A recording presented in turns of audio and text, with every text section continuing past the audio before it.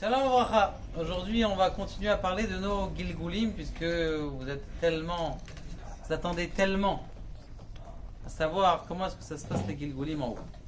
Alors, il y a un ami qui a posé la question, il a demandé comment est-ce que ça se passe les Gilgulim quand quelqu'un y meurt, est-ce qu'il va tout de suite en Gilgul, oui ou non? A priori, alors, il faut savoir comment ça marche les Gilgulim. Comme vous le savez, il y a plusieurs sortes de mondes. Il y a le Olam Ha'asiya, 4 mondes. Olam Ha'asiya, Olam Ha'yestira, Olam Ha'beria, Olam Ha'atzilut. Le monde d'en bas, c'est-à-dire dans lequel nous nous trouvons dans la Malchut du Olam Ha'asiya. Dans chacun des mondes, il y a 10 mondes. Il y a 10 séphirot. Dans l'Olam Ha'asiya, il y a 10 séphirot. Dans le Olam Ha'yestira, il y a 10 séphirot. Dans le Olam Ha'beria, il y a 10 séphirot. Dans le Olam Ha'atzilut, il y a 10 séphirot. Bien sûr, les séphirot du monde de la Asiya, ils ne sont pas de la même grandeur que du Olam Ha'atzilut, parce que l'Olam Ha'atzilut, tout a une proportion qui est 100 fois plus grande. Et il y a des Neshamot. Regardez bien, de ce monde-là. Il y a des Neshamot de ce monde-là.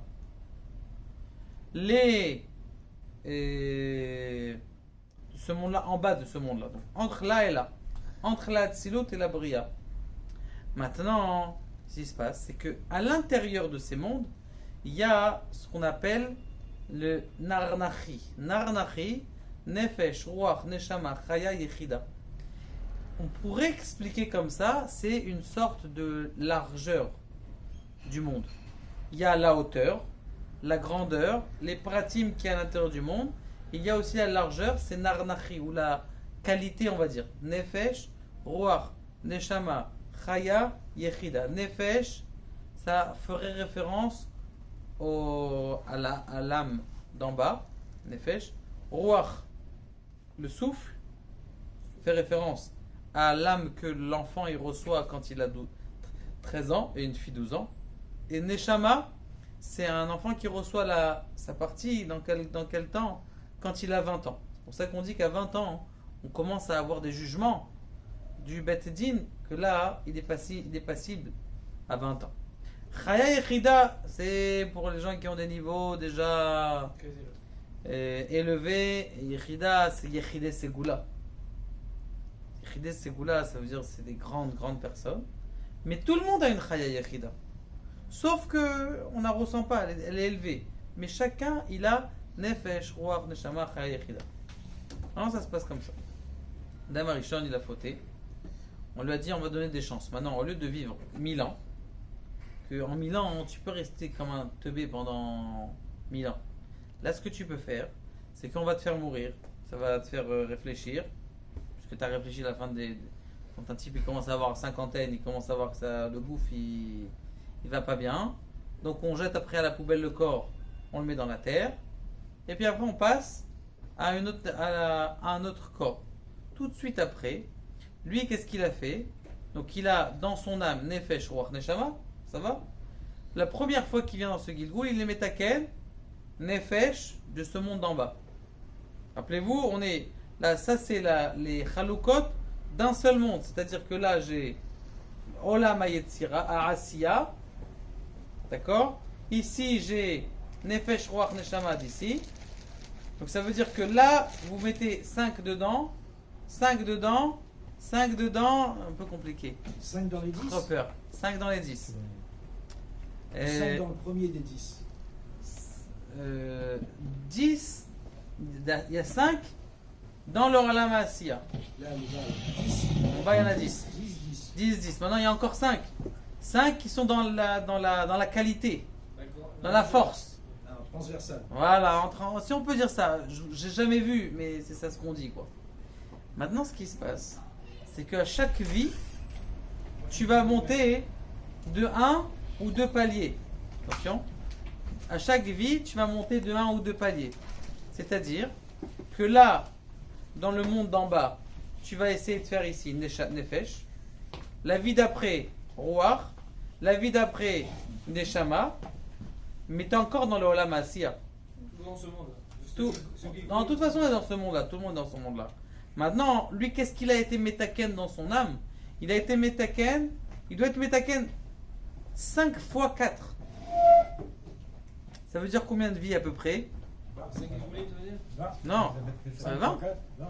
20. Ça veut dire que dans le Olam Asiya, il doit être Metaken, c'est 5 âmes. Dans le Olam Yetzira, il doit être Metaken, c'est 5 âmes. Dans le Olam Avriya, c'est 5 Nefesh Ruach Neshama Yechida. Dans le Olam Atin, Nefesh Ruach Neshama. Maintenant, Ce mot d'Assin, dans, 5 gilgoulim. je répète, Chaque ne fois, vous mélangez pas les pédales, parce que chacun, il doit faire. Il y a dans le monde 4 mondes généraux, mais dans nous aussi, on a 4 mondes qu'on doit. C'est des étapes. Maintenant, il y en a qui passent des étapes, ce qu'on a parlé dans la paracha de la semaine, parachat Mishpatim.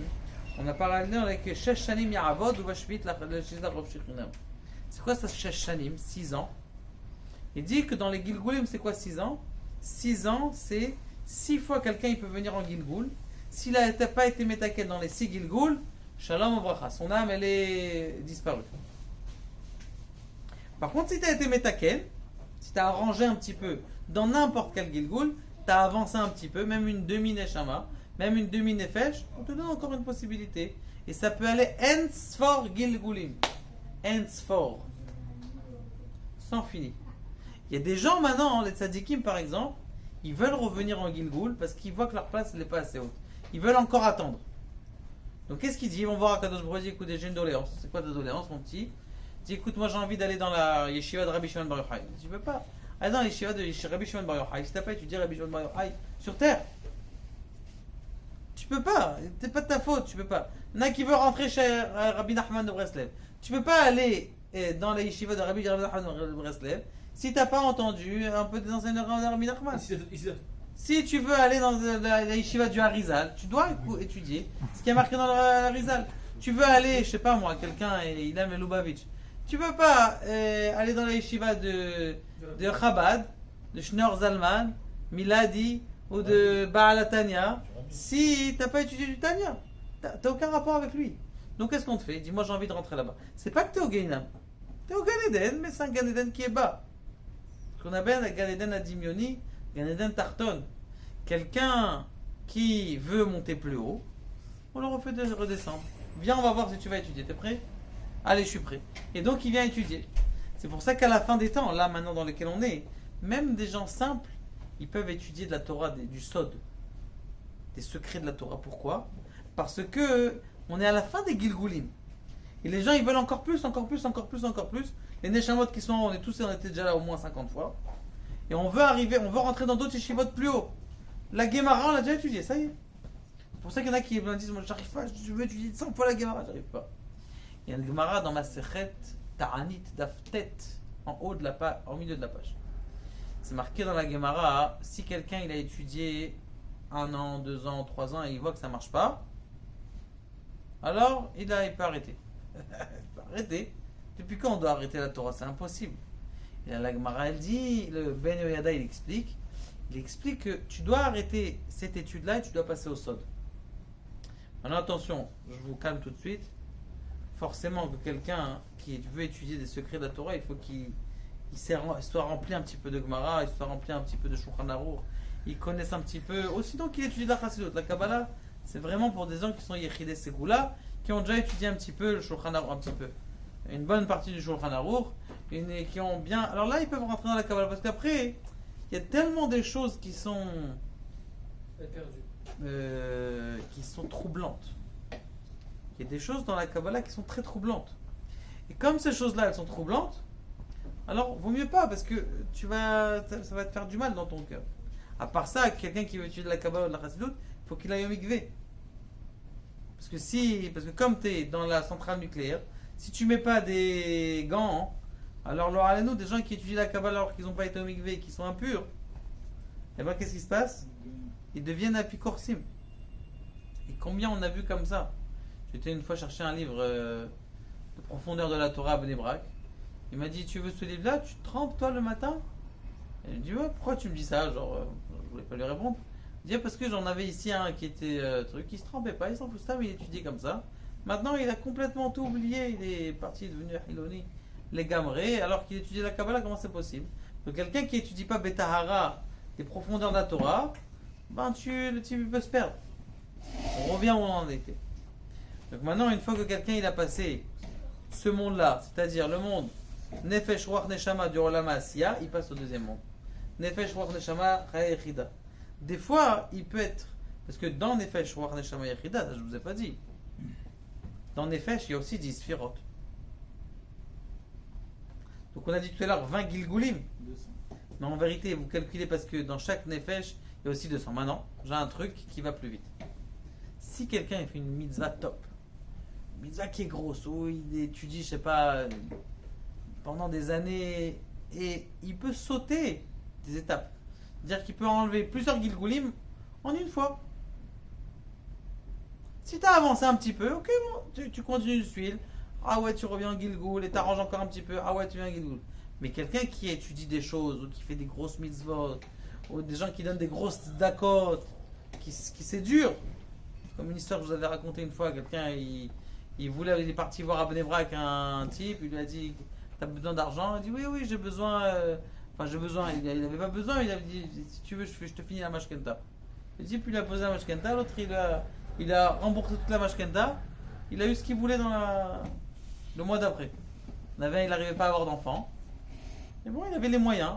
Son père il lui a dit écoute va à Bnei-Brak, tu vas t'asseoir dans un collège là-bas, tu regardes les gens qui prient, s'il y en a un qui truc, tu lui dis qu'est-ce que t'as, tu lui arranges son problème bien comme il faut, mais du début jusqu'à la fin tu lui payes sa mashkenta, tu lui payes sa maison, et il a eu des enfants, elle est tombée enceinte un mois plus tard. Des fois quand c'est des grosses mitzvot, c'est dur, c'est pas des petites, alors c'est vrai que c'est une grosse tzedaka pour le pauvre, t'as donné 100 shekels pour le pauvre, des fois on dirait que tu lui as donné 1 million, mais quand tu fais quelque chose qui est dur pour toi, eh bien qu'est-ce qu'il fait à Kadosh Baruch Hu? Qu'est-ce qu'il fait à Kadosh Baruch Hu? Eh ben, il t'a fait plus qu'il faut. Alors toi aussi, je vais te donner plus qu'il faut. Et en plus, toi aussi, dans tes Gilgulim, je vais te les faire plus arriver. Ça, c'est le Inyan du Gilgul. Maintenant, des fois, comment est-ce qu'on peut faire sauter le Inyan? C'est... Donc, maintenant, je reviens à ta question, comme ça je finis un truc, et puis après je passe à une autre étape. Quelqu'un qui, par exemple, il est niftar.